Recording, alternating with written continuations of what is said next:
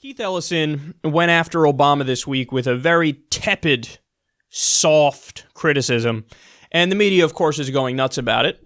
So CBS News says, DNC deputy chair says Obama partly to blame for Trump victory, Democratic losses. How dare you besmirch the legacy of the great Obama, Keith Ellison. By the way, since Obama's left office, he cannot stop hanging out with billionaires.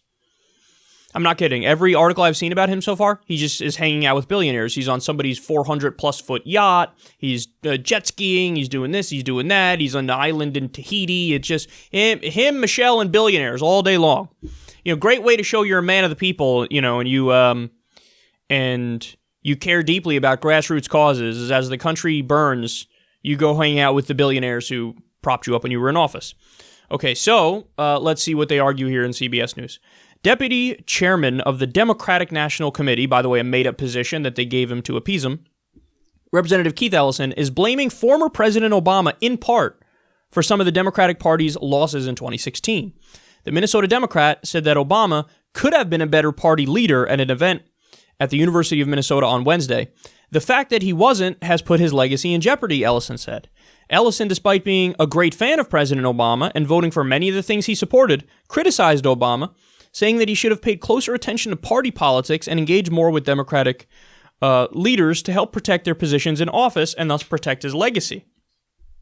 His legacy is the work he's done, which I believe is tremendous, Ellison said. But given we lost a lot of state house seats, governorship, secretary of states, his true legacy is in danger, and I think he can't say that he wasn't part of those losses. I mean, who else? Now, Ellison went on, quote, he's great at getting himself elected, but should have worked more closely with Congress, and I think in 2014, we had record low voter turnout. So, yeah, I mean, what he's doing is he's just stating the obvious. You could say, oh, yeah, Obama's a good politician, and he got himself elected many times, but there was a decimation of the Democratic Party under him. That's not in dispute. It's a fact. What are the facts? Go look at the numbers. Donald Trump is president. The Republicans hold the Senate. The Republicans hold the House. They hold the majority of state legislatures and governorships. And now I learned a new one, secretaries of state. So I don't see what part of this is controversial, but the fact that Ellison dared mumble a word against Obama means, oh, we are now going to ostracize you even further from the Democratic Party and the Democratic mainstream. But yeah, here's the thing, man. All the outrage over this is just fake outrage generated by the establishment Democrats. That's all it is. Now, granted, Obama has, a 60% approval rating right now, so it's a high approval rating. And he went out with a fairly high approval rating. But that doesn't mean you can't do an autopsy on why the party crumbled under him.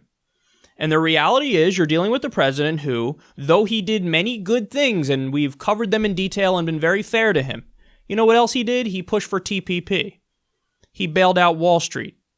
He didn't prosecute the people on Wall Street who were directly responsible for the subprime mortgage crisis and the Great Recession, even though there was a mountain of evidence that showed that fraud was a business model, like, for example, with Goldman Sachs. He didn't prosecute the war criminals in the Bush administration, so now torture and extrajudicial killings and no due process and no habeas corpus, that's just like an opinion. Yeah, some presidents do torture and take away everybody's rights, and some don't.